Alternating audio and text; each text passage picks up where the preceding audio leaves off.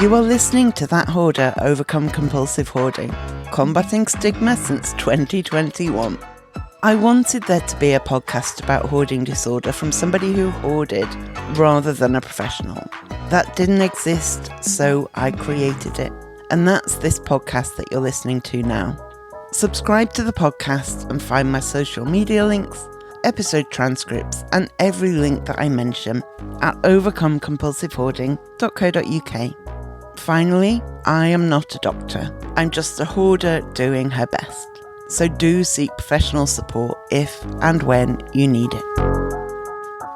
Hey, how are you? I am all right. I have just recorded.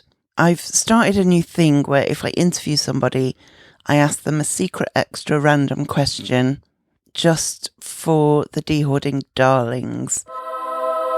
And I didn't interview anybody in April, so rather than not have that featuring in May's Dehoarding Darlings blog post, I just answered one of the random questions myself. So if you want to find out how to get access to that, you can always go to overcomecompulsivehoarding.co.uk/darling. So today I'm going to start with a weird thing that I've had in my house inexplicably for a really long time. And then I am going to talk about accountability. So first this. It's time for the pointless thing I found this week. So it's not so much a pointless item. It's pointless that I have had it for nearly 20 years when I have never liked it. Somebody bought me a lampshade and she said, I've got you a present. I don't know if you're going to like it. Don't worry if you hate it. I'll take it back. It's probably awful. And so I immediately thought, well, whatever it's like, I'm going to have to say I like it because she's clearly worried that I'm going to hate it. So she gave me this lampshade and I hated it. It was and is so ugly. Just inexplicable that anybody would want it in their home.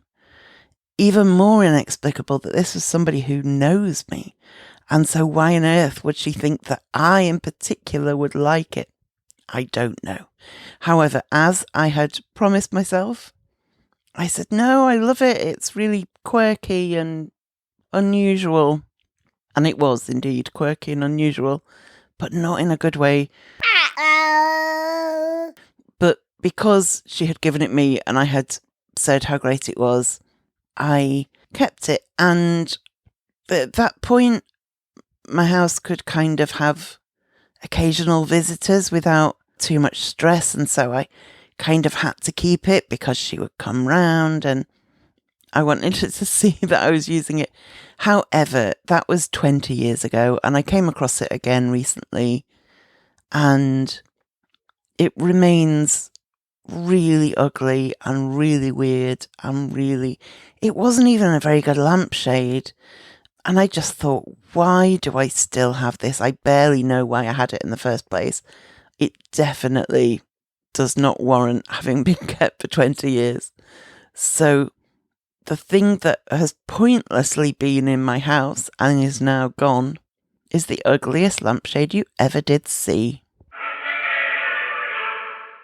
So today I'm talking about accountability.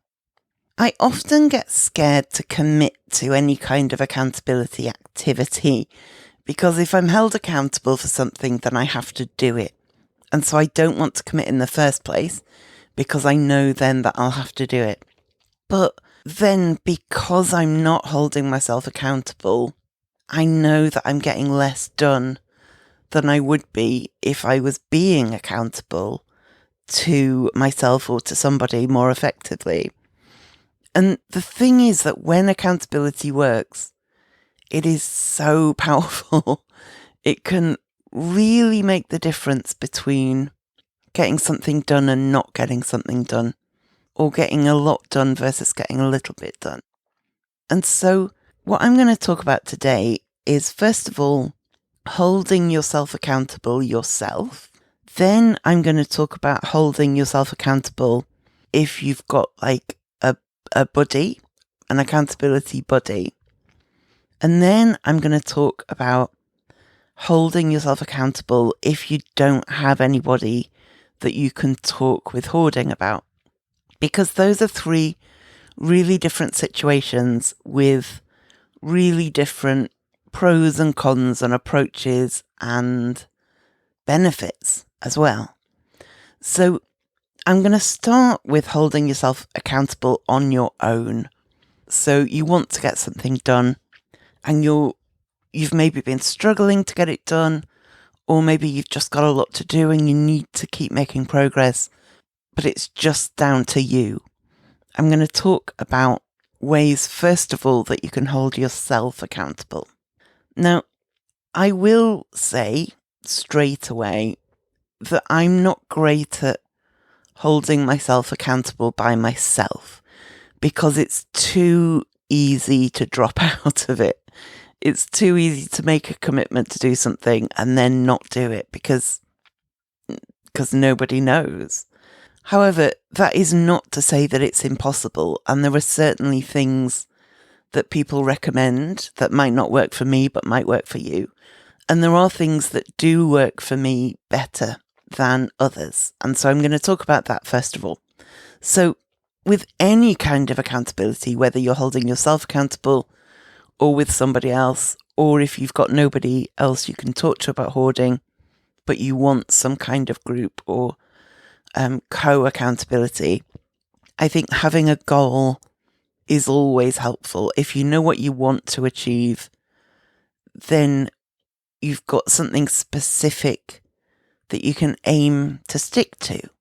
If it's all a bit vague, then you can let yourself off the hook, frankly. And that's not what accountability is about. Accountability is a lot more about trying to not push yourself in an extreme way, but just be a bit firm with yourself and get the thing done that you want to get done. And if your goal is, I'll do a bit, there's nothing really to hold accountable. And in the same way, having a plan can really help with accountability. And in fact, this is one of the things that helps me be accountable by myself, is if I have a bigger goal, or say a medium-term goal, then I break that up into small goals and then I divide that up by time. Say I've got 2 weeks until a plumber's coming, then I will work out exactly what has to be done in order for the plumber to come, and then exactly how much time I've got to do it in, and then divide up the different bits so there's a rough time estimate with the different tasks. And this helps me to keep myself accountable, because if I'm not in the mood to do something, or I really don't want to do it, or I'm scared to do it, but then I look at the whole plan, then it makes me come to terms with the fact that if I don't do this now, all of the rest of the planning has to shift. Because if I don't do this afternoon what I said I would do this afternoon, then either I've got to do that this evening as well as this evening's things, or I've got to move everything and replan everything. And so sometimes for me, having a goal that is part of a bigger goal can help to keep me accountable. And tracking progress can have a similar effect. If you are doing that thing where you put a cross on the calendar every day, you do a particular thing, then once you've got a few crosses in a row and you don't want to break your streak, that's a way of holding yourself accountable, where by day 8 you're thinking, I am so exhausted, I don't want to do this, I don't want to break my streak, I'm going to do it because I need to be accountable.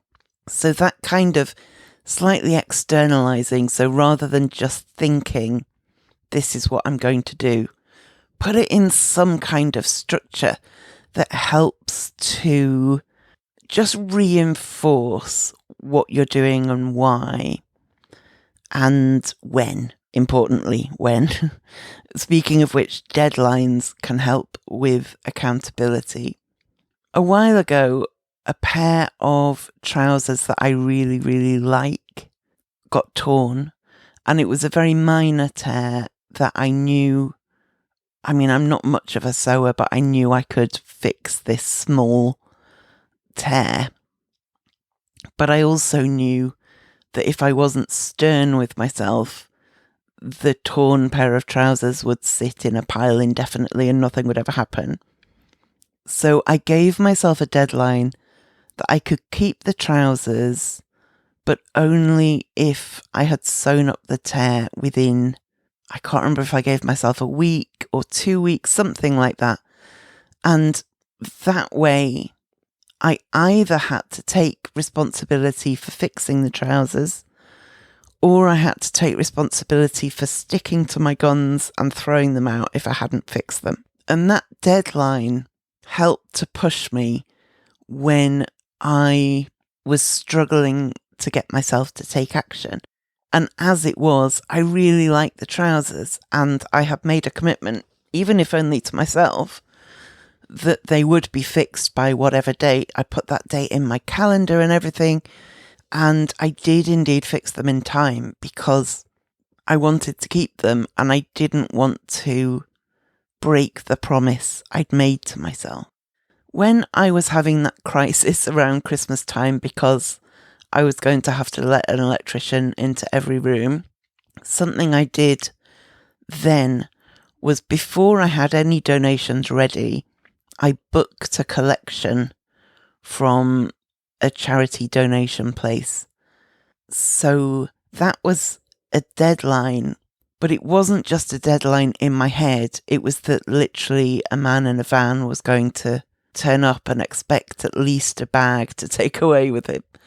And so because I had that deadline and I knew he was going to be coming, and so there were 2 layers to it, 2 levels to it.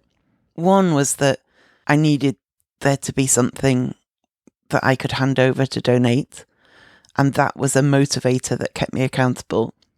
And the other was that I wanted the charity's journey to be worth it for them. And so I wanted to have as much ready as possible so that I could really take advantage of the fact that somebody was coming to the door to take it away, and so that they would feel like it was a worthwhile trip for them. So if setting a deadline just in your own head doesn't work, are there any ways you can kind of externalize it in that kind of way? Some people find that having visuals around that remind you of what you want to achieve can help to keep you accountable. So you might write down useful quotes you hear and stick them on the walls around the house. You might have photos of like your dream home and how ideally your home would look and stick those to the fridge. One listener told me that she writes out quotes from the podcast and sticks them to her fridge, which is an incredible thing to think that I'm on somebody's fridge.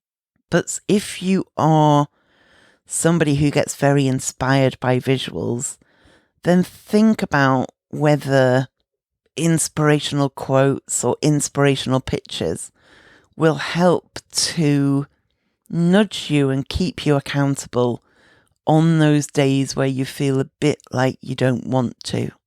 And given that you have some kind of goal that you want to achieve, whether that's a very short-term one or a medium-term one or a huge one, I don't find huge, massively long-term goals helpful. They're too big, they're too unreachable, but you might. Whatever your goal is, having check-ins with yourself can help you to stay on track.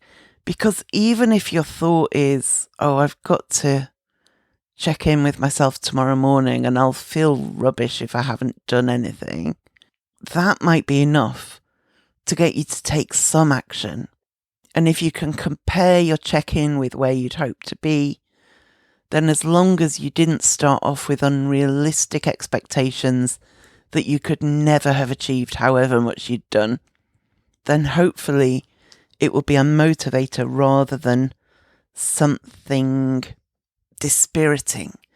And that works especially well if you set any kind of schedule for yourself. If you want to do the laundry every Monday, if you want to clean the bathroom every Wednesday, then say a weekly check-in. You can have almost a checkbox, tick things off as you go down. Did I do that? Did I do that? Did I do that? And the visual of ticking something off can give you a bit of a dopamine hit. And also it can remind you of what you wanted to be doing. And it can help to push you. And if you have a check-in and you feel good at what you've achieved, then something in you will remember that good feeling. And you can try to re-access that next time you don't want to do something. You can think, yeah, but I feel great on my Tuesday check-in if I've achieved 3 of the 5 things on my list. There are apps and things that help you track your progress with various tasks. There's a whole lot of them. If you put in to whether you use the Play Store or the App Store, like productivity app or reminder app or to-do list app, anything like that, there will be a whole lot of options. And often the right app for you is the one that maybe you like the look of, that combines that with features that you would find useful, which would vary. Some people would like their phone to chime if they haven't checked off a task by a particular time. For other people, that would be incredibly annoying and would make them check out of the whole idea. Think about the features that might help you on the basis of how you understand the way you perform best. And scroll through some of the apps, maybe download a couple, give them both a go and see which one sticks. Rewarding yourself can also be a good way to stay accountable, as long as you aren't rewarding yourself with stuff, with acquiring. But if you can reward yourself with a hot bath at the end of the day, if you can reward yourself with the good feeling of knowing you've achieved something, if you can reward yourself with, having a clear path from the dining room to the living room, if you can reward yourself if you get a lot done with a meal out with your friends, think about the kind of rewards that will motivate you without bringing stuff into the house, without costing an excessive amount of money. Jan is a big fan of even just things that will applaud for you on demand. I downloaded an app that did that, and it is quite fun. I don't often use it, if I'm honest, but here we are. It's called One Big Button, and it's got all these different options. So that's applause, and there is a baby laughing.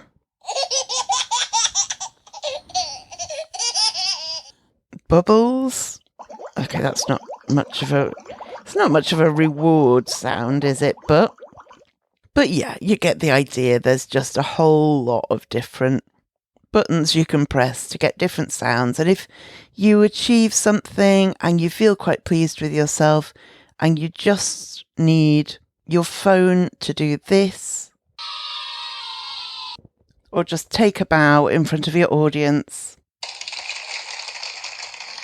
or put your favourite song on and dance around, make it as light-hearted as you can and see if it just powers you on a bit.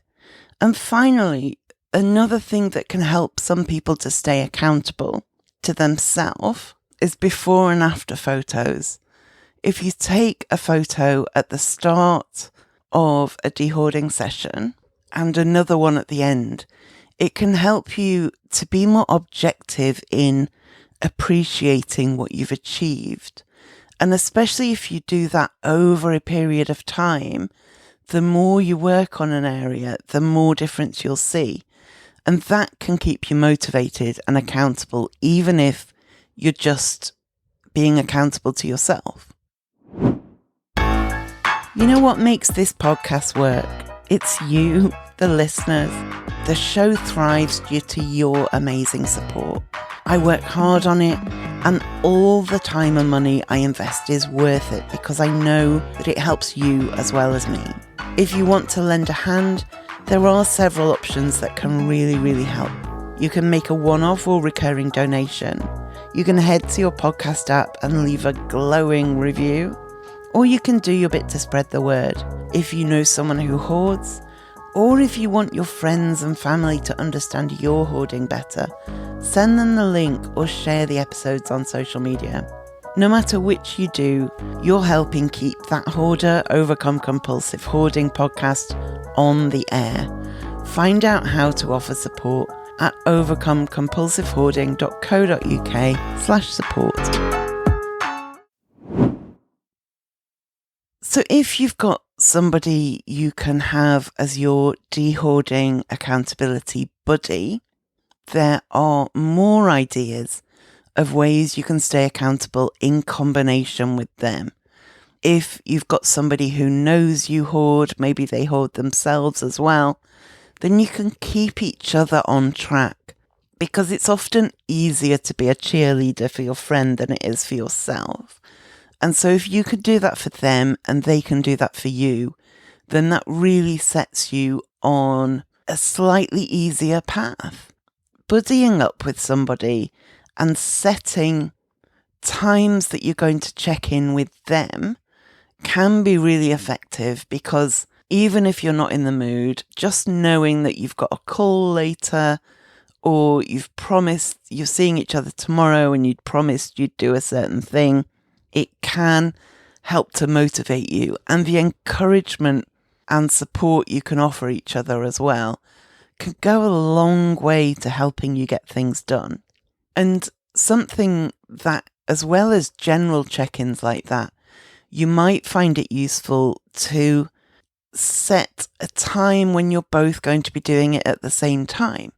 You'll be in different locations, but just having them on the phone or just knowing they're doing it as well can really focus your mind and help you to start achieving things with your dehoarding that you might otherwise have felt a bit stuck with. And with that accountability buddy, as well as telling them what you want to achieve and telling them how far you've got with that, and encouraging each other and listening to them tell you the same, there is a real benefit in sharing with each other what's working, as well as sharing your goals, because we've all got different ideas and we've all got different things that help.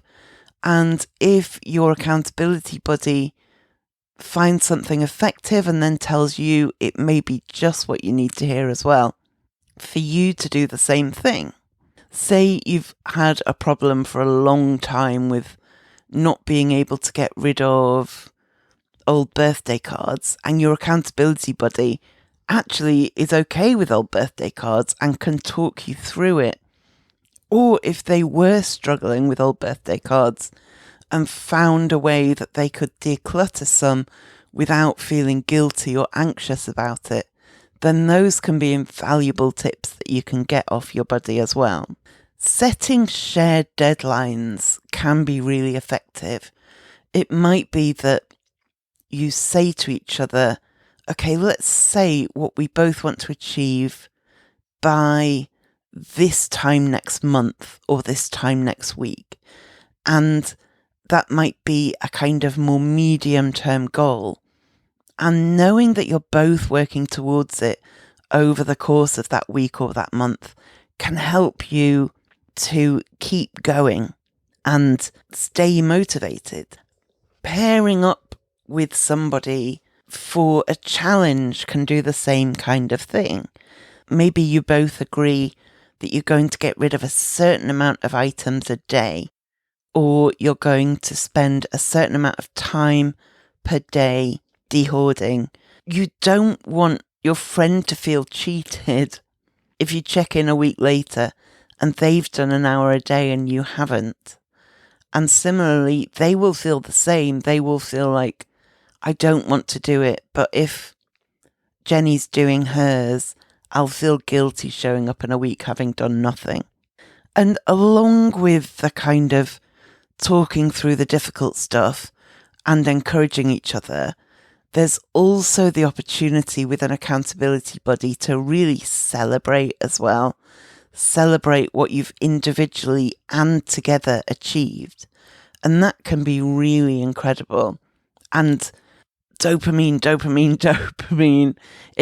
You can feel like your work is being recognized. That's incredible. You can feel like the hard bits were worth it because now you've got somebody completely on your side who supports you and is thrilled that you achieved the thing you had wanted to achieve, because you're holding each other as well as holding yourself responsible. And in the same way, if you both achieve, then you can feel some positive responsibility for that as well. You can feel proud that you achieved your thing, but you can also feel proud that you helped them achieve their thing, which is really encouraging, as well as supporting each other the days you don't achieve and supporting each other the days you really tried but you couldn't do it, and talking through the different things that were easier than you thought, were harder than you thought, were quicker or slower than you thought. Having somebody to check in with who is going through dehoarding themselves, that's incredible. And you don't have to be fake enthusiastic.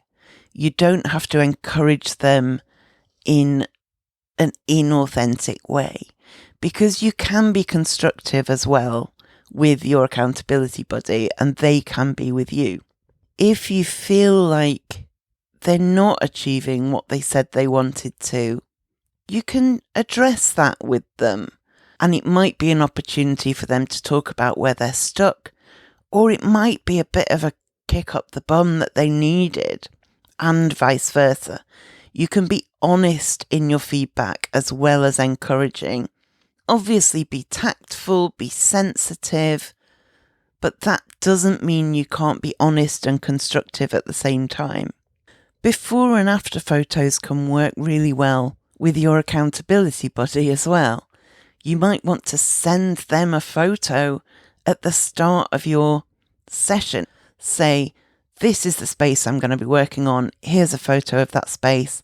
I'll check back in an hour with another photo. Then you really feel like you've got to do it because you've committed in a way that really shows how much you have or haven't achieved by the end of the hour. And given that hopefully your accountability buddy is somebody you chose because they are supportive and encouraging, that does mean that you can check in with another photo and quite honestly say, I didn't achieve as much as I hoped I would. But while that is one possible outcome, another possible outcome is sending that photo after an hour or after an afternoon and saying, look, I can't believe the difference. I'm really proud of myself. That's a strong motivator. And finally, with an accountability buddy who is also dehoarding, you can set up times when you both go and donate a lot of stuff together to a charity shop or take it to the recycling centre. It might be that, okay, by Thursday morning, I will pick you up in my car and we will fill it as much as we can with my stuff and your stuff that's going to the cancer research shop. Or if you pick me up on Saturday morning, I will have all the paper to be recycled that I can possibly find, and we will take all of our mutual paper to be recycled to the recycling centre. That combines a deadline with accountability, with visual proof, with shared encouragement and with that shared experience. And all of those things can be really effective ways for you and an accountability buddy to work together to really help you both to make good progress in your home in a way that you can both feel proud and encouraged by. And so now, what to do if you want to be accountable with other people, but you don't have anybody who knows about your hoarding. Now, as you know about me by now, this is my situation. I don't talk about hoarding with friends or family. It's not something I readily admit to. And even though I am lucky enough to have people who I'm sure would be supportive, I just find it incredibly hard to talk about with them. And I would find it incredibly hard to say, hey, I'm going to dehoard for an hour and I'll check in with you again at 4:00. And it's difficult. It is difficult. I mean, an extreme way to hold yourself accountable to other people when nobody knows you hoard is what I did, which was set up a podcast and talk for 138 episodes about hoarding, because you know that in a week you have to talk about hoarding again, and it does keep you accountable, but it's a disproportionate disproportionate thing to do to try and stay accountable. Thankfully, that's not my main reason for doing it, but it is one of the reasons. But there are things in, say, Facebook groups. There might be decluttering challenges in different, like, clutter Facebook groups. Now, these often are mostly with the other people taking part in the decluttering challenge are probably not hoarders, and that's something to bear in mind. However, if you feel fine about that, or if you can kind of sidestep it somehow, that can still be a good way to feel you are being held to account with other people, despite not having people in your life that you can talk to about this. So if you're in a Facebook decluttering group and they are having a throw 5 items a day out challenge, you can do that and share that accountability with those people and know that that's other people going through the same thing as you are, even if in a slightly different way, because they may not hoard, they may just be cluttered, but still it's the same kind of thing. And if that feels okay, if that feels safe to you, then that can be a really effective way of doing it. Similarly, you can post on social media and say, by this time next week, I'm going to have achieved this, that, or the other. And you can even ask people to check in with you. Say, please tweet me next Monday and ask me if I've done this. That can, if you've got people who will do that for you, that's brilliant. In the knowledge that a lot of us don't feel fully safe doing the first of those, kind of joining a general challenge and a general clutter group, and in the knowledge that a lot of us just won't ask people on Twitter to check in with us in a week, I've thought a lot since starting this podcast really about whether there are ways that as hoarders we can get together and hold ourselves and each other accountable. And I've floated an idea for a couple of weeks now, and the exciting news is it is happening. We are going to be having a dehoarding group Zoom session. We are going to meet for 90 minutes, and on the 12th of May, which is a Sunday, I've put it in the evening UK time, which means it should be afternoon US time, bit of an early morning Australia time. But if this works out and if there's an interest from Australia, I can mix the times up for future ones. But basically what's going to happen is me and any of you who want to, who hoard, can come along to this Zoom session. We will check in at the beginning, say who we are and what we want to achieve in that 90 minutes. If you want to have your camera off, that is completely fine. If you want to change your screen name so nobody knows who you are, that is completely fine. I will be having my camera off. And what we're going to do is we're going to check in and say who we are and what we want to achieve. And then we're just going to, as a group, get on with doing our best with the task we set ourselves. I'm not at all a believer in setting everybody the same task. That doesn't account for what people's personal priorities are. It doesn't account for, everybody's home is different. If somebody set a challenge of decluttering the laundry room, and I'm in the UK, so I don't have a laundry room, then that's a meaningless experience for me. If somebody set a task of throwing 10 bags out to somebody who hasn't thrown a single thing out for 10 years, that's a meaningless task to them. So it's all about setting your own goal, and we will do it there. I'm thinking there should probably be a 5-minute break in the middle, because 90 minutes is quite a long time. And then at the end, the last 10 minutes or so, we will check in again and say what we have achieved and whether we're pleased with that.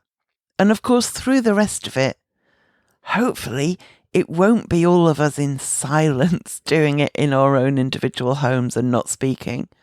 We can be chatting about anything. And this first one on May the 12th is going to be testing out the idea. But I've got a good feeling about it. I think it could be a really effective thing. And so to sign up, which you have to do in advance, go to overcomecompulsivehoarding.co.uk/ticket to get a ticket, and I will send you all the information you need. And if you're listening in the future, after the 12th of May, go to that link anyway, and any future accountability Zoom dehoarding sessions will hopefully be linked there as well. But I think there could be something in this, and I think it could be what a lot of us really need to have a focused hour of dehoarding in which we work on the thing that's most important to us that day in the way that suits us best, while giving and receiving some mutual support from people who know what we're going through, from people who aren't going to dismiss the thing you're finding really difficult, and from people who don't have to see inside your home to do this. If you want to have your camera on, all power to you. That is also fine, but there's no pressure to do that. And so if you would like to join in the inaugural, I keep forgetting what order these words go in, accountability Zoom dehoarding session, go to overcomecompulsivehoarding.co.uk/ticket. So shout out this week to the Paring Down podcast, which I will of course link to in the show notes. I want to play you a few seconds of a guest on the Paring Down podcast called Elena, who was talking about decluttering when you have ADHD. Have a listen. But when it really took off for me was when I started focusing on decluttering as a set of projects, because my brain loves a project. There's like a creative spark that happens. There's a start and an end, which, as we know, home care and decluttering, it is never ending. But I didn't know that at the time. I just thought, if I get this done, we're going to be good. So that was my gateway in, where I just said, okay, today I'm going to work on our kitchen. Today I'm going to work on the pantry in the kitchen. Today I'm going to work on my room. And I would listen to an audio, either a podcast. At the time I was listening to the Happier podcast by Gretchen Rubin, which was great because there were so many episodes. And I was like one after another. And pretty soon I started feeling progress, and that gave me momentum. I'm like, whoa, okay. I got through this closet. I'm done. I got through the pantry. It's looking good. We can actually find the ketchup. Like, I started to feel like I could breathe again. I like that. I do love a project. I do love a project, and it aligns with some of how I get through dehoarding as well. Okay, thank you for listening, and I will speak to you next time.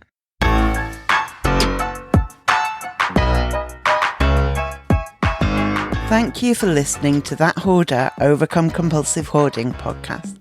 It's been a pleasure to have you on board. You can find all the links I've mentioned and a transcript of the episode online at overcomecompulsivehoarding.co.uk. To find out more about how you can support this podcast and the overall project, go to overcomecompulsivehoarding.co.uk/support and do subscribe to the podcast so you make sure you don't miss any future episodes. There may be links in this podcast that earn me money. This doesn't come at any extra cost to you if you make a purchase through those links, and it helps to support the podcast.